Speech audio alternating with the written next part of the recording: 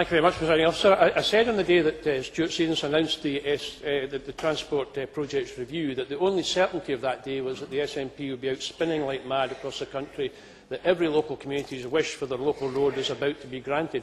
And sure enough, that was indeed the case. And no doubt the spin doctors and the SNP were happy about the headlines they got the following day. What's been interesting is that every day since that day, we've begun to see local papers beginning to change their headlines as the truth begins to become apparent and the spin is beginning to unwind as that truth does become apparent. And the truth is, Presiding Officer, that the STPR is not, as was spun, a transport plan, nor is it a transport programme, nor is it a set of spending commitments, nor indeed is it a funding document, as the Minister had to admit to me in a PQ just the other day. Presiding Officer, it's not even a credible wish list anymore.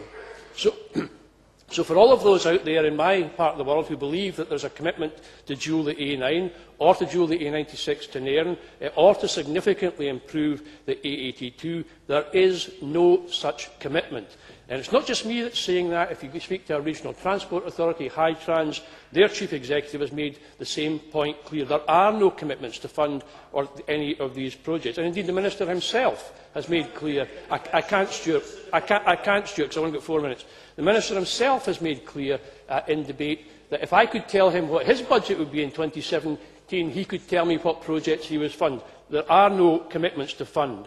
But also, this is not a strategic document. I want to use two illustrations of that, the Elgin bypass and the Inverness trunk link route. First, Elgin, a significant urban centre in the north, significant congestion, projections of traffic growth of 26% up until 2022, a strong local campaign over many years for a bypass. The SNP backed that campaign, and the clear impression was given prior to the election that this was to be the highest priority. As Des McNulty said, Richard Lockhead making it clear that people couldn't wait for this. Yet the so-called strategic document up to 2020, not even a serious mention of solving that problem. And a parliamentary question I got answered just the other day by the Minister also revealed that they don't even accept the principle of the need to do that as a new trunk road.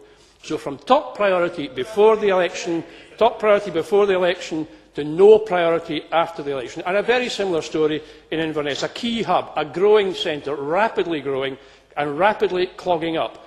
The existing road connecting the A82 to the A9 is grossly inadequate, huge tailbacks occurring, particularly in the summer months, and again, colossal growth projected over the coming years.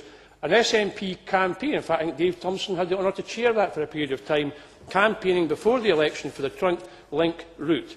No mention in the document about that key section of the A82 to A9 being built. The parliamentary question also revealing no acceptance that the current trunk route through Inverness is not going to be able to cope for the next years up until 2020. So again, from key priority before the election to no mention in the document after the election. And those crimes of misleading people up until the election, Fergus Ewing and Richard Lockhead stand above all others. But there's worse. There's no mention in the document about the emerging strategic problems around Inverness. And I cite the Keswick Bridge and the roundabout to the south of the Keswick Bridge. Every day now, huge tailbacks right across the length of that bridge, and that is only going to get worse for every year that the trunk link route is delayed, so the traffic at that junction is going to grow. Presiding Officer, this is not a commitment to fund anything in this document. It's not even a strategic document. It's not a transport plan. It's an attempt at the biggest transport con we've seen.